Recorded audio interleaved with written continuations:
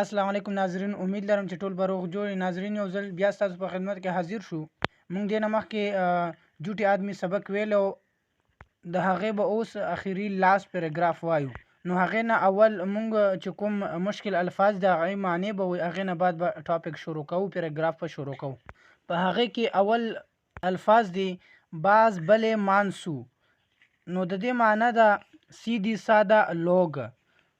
دویم چې کوم الفاظ د جوت معنی ده دروغ. دریم تشخص یعنی پہچان. سلورم تعلی برتری. پنځم مضمون معنی ده ټاپک سبق. شبه معنی ده شک. اهل پیشہ کار روزگار والا خلق. پیشہ اصل کی کار ته وایي. باو جوٹا بتلاتے. باو مطلب پرائس قیمت. وکلا وکیل کی جمع. وکلا وکیل واحد ہے، وکلا جمع ہے. برا بد. لوگ خلق. بسم اللہ الرحمن الرحیم. بعض بلے مانسو کو ہم دیکھتے ہیں. بعض مونگ سیدھے سادہ چکم خلق یا هغه ګورو کی جھوٹ بولنے سننے کی بیماری ان کے پیچھے لگی ہوتی ہے. چې د دروغ کوم دروغ ویل دي یا اوریدل دي، دا بیماری د هغې شاته لګېدلې وي.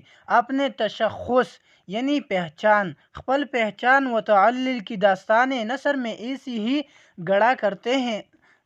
خپل پہچان داسې برترۍ سره. داستان قصه او داستانې د قصو جمع ده. اپنے تشخص و تعلی کی داستانیں. خپل پہچان او تعلی معنی برتری د پاره داستان خپل کیسې نثر میں ایسی ہی گڑا کرتے ہیں. دا سے را جوړی جیسے کوئی شاعر اشعار میں جھوٹا. څنګه چې یو شاعر خپل شعرونو کې جھوٹا مضمون گانتا ہے، دروغجن مضمون تڑی. اگر یہ عیب ان میں نہ ہو، کچرے دا عیب پدے کی نہیں، تو پھر ان کے بے عیب ہونے میں کچھ شبہ نہیں رہتا. نو بیا پدے کی ہیڅ قسمه عیب چې دی هغه نشي باقی پاتے کې دی.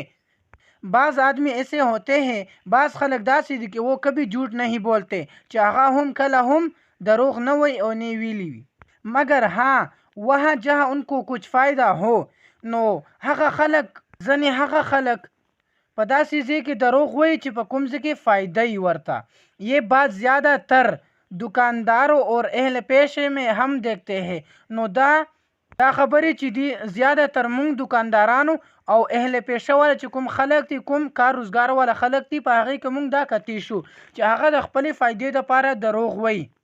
کہ وہ سب طرح بلے مانس ہوتے ہیں مگر اپنے پیش میں اپنے فائدے کے لیے جھوٹ بولتے ہیں. مونږ ګورو سیده ساده خلق وي، خو د خپلې فایدې دپاره، د خپلې کار روزګار د فایدې دپاره دروغ وایي.